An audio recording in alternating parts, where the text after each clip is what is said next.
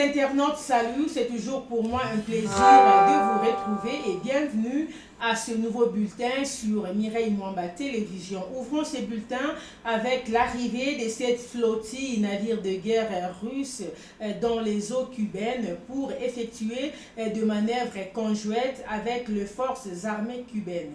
Moscou et la Havane assurent que cette visite ne représente pas une menace pour la région, mais les gouvernements occidentaux la surveillent de près.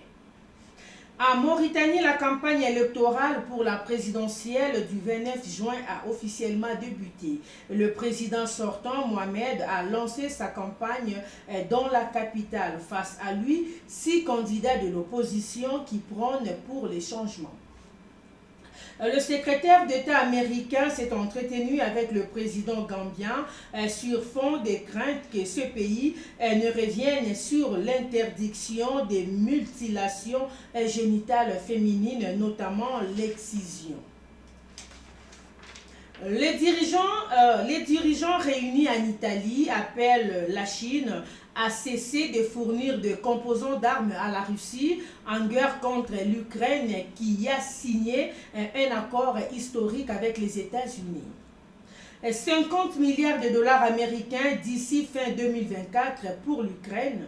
Les pays du G7 réunis en Italie comptent accorder un méga prêt à Kiev garanti par les futurs intérêts générés par les actifs russes gelés. Au Niger, la Cour d'État a levé l'immunité du président déchu Mohamed Bazoum, ouvrant la voie à un possible procès pour celui qui a été renversé par un coup d'État militaire en juillet 2022. 2 ressortissants français ont été arrêtés en Centrafrique, a indiqué une source diplomatique française. Le média local évoquant de mercenaires liés à des groupes armés interpellés avec une importante quantité d'armes et de devises. Au Burkina Faso, 2 personnes ont été légèrement blessées après un incident de tir survenu à Ouagadougou entre le siège de la télévision publique et le palais présidentiel. Une commission d'enquête des Nations Unies estime qu'Israël est responsable dans la bande de Gaza, notamment des crimes contre l'humanité pour l'extermination.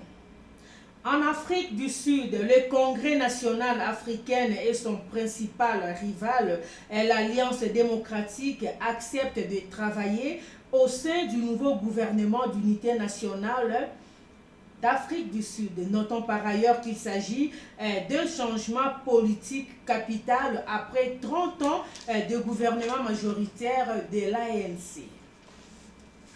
Au Bénin, 3 des 5 Nigériens arrêtés la semaine dernière au port de Semek-Podji ont été placés en détention par la justice béninoise dans un contexte de bruit diplomatique entre les 2 pays.